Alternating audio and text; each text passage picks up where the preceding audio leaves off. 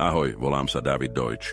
Keď Richard Feynman povedal, že prírodu nedokážeme dokonale napodobniť klasickým počítačom, otvoril tým dvere k úplne novému spôsobu myslenia. Ja som cez tieto dvere vstúpil. Predstavte si svet, kde veci môžu byť zároveň áno aj nie, zapnuté aj vypnuté, kde bity nie sú len nuly a jednotky, ale qubity, ktoré existujú v superpozícii stave, kde sú nula a jednotka naraz. Nie je to chyba systému. Tento zvláštny svet sa volá kvantová fyzika. Neriadi sa bežnými pravidlami a ja som si povedal, ak je príroda kvantová, prečo by náš počítač nemohol byť tiež?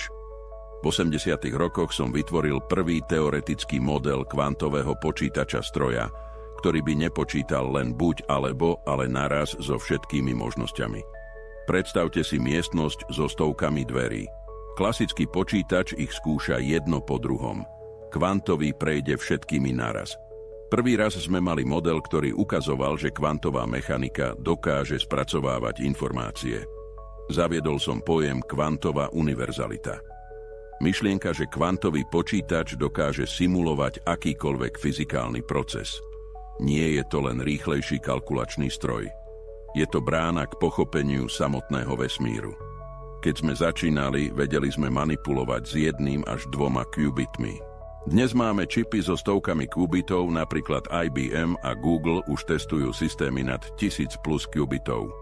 A cieľ – dostať sa až na milióny, kde kvantové počítače zvládnu simulovať molekuly, predpovedať správanie liekov, modelovať klímu, alebo trénovať umelú inteligenciu spôsobom, aký dnes ešte nechápeme.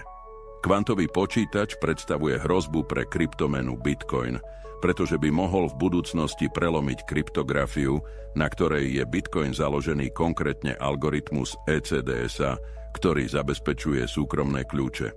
Ak by kvantový počítač dokázal získať súkromný kľúč z verejného, mohol by ukradnúť prostriedky z akéhokoľvek odkrytého účtu. Zatiaľ však neexistuje kvantový počítač s dostatočným výkonom, aby to zvládol.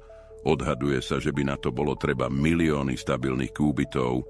Kvantové počítače nám otvárajú dvere k simulácii samotnej reality, ale na čo by nám bola výpočtová sila, keby sme ju nevedeli využiť na niečo skutočné?